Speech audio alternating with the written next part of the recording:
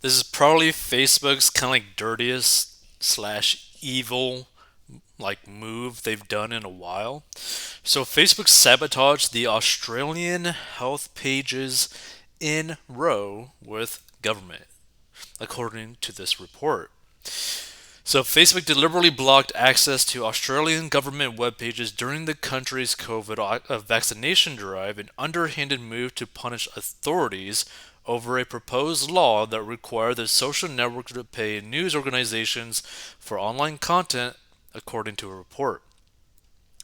The Wall Street Journal cited a company whistleblower who provided documents allegedly proving that Facebook sabotaged access to web pages of hospitals, emergency services, and charities in the midst of a pandemic. The Post has reached out to Facebook's parent company Meta Platforms Incorporated seeking comment, and the company gave a statement to the Journal denying that the glitches were intentional. Facebook said it never aimed to take down Australian government run pages and that a technical error was to blame. But a Facebook employee denied this, telling the Journal it was clear this was not us complying with the law, but a hit on civic institutions and emergency services in Australia. According to the Journal, Facebook was seeking to put pressure on the Australian government after Parliament voted to institute a law that required online platforms to pay publishers for content. Facebook responded by deploying an algorithm that was intended to block access to Australian news pages, as well as portals that were used to provide key public health services, the journal reported. When Facebook employees flagged management over the issue, they were met with a delayed response, according to the journal.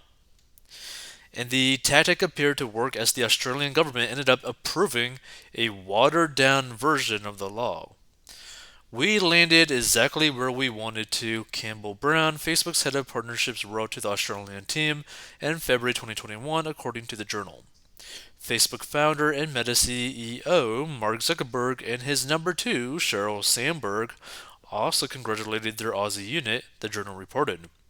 Sandberg hailed the team's thoughtfulness of the strategy and precision of execution. Facebook's strategy to target a broad range of pages that were classified as news was adopted in order to avoid breaking Australian law, which bans platforms from allowing links to some publishers while not to others, according to the journal. The company also acted preemptively to remove pages because it feared that publishers would go to court in an effort to block it from doing so once the law went into effect, the journal reported. And Facebook spokesperson Andy Stone told the journal that there was nothing nefarious about what the company did. The documents in question clearly show that we intended to exempt Australian government pages from restrictions in an effort to minimize the impact of the misguided and harmful legislation system. When we were unable to do so as intended due to a technical error, we apologize and work to correct it. Any suggestion to the contrary is categorically and obviously false. Other Western countries like Canada and the United States are considering similar laws that would require companies like Facebook and Google to pay publishers for content. And News Corp, the parent company of the Post as well as the Journal, struck a content sharing deal with Google and Facebook in Australia last year.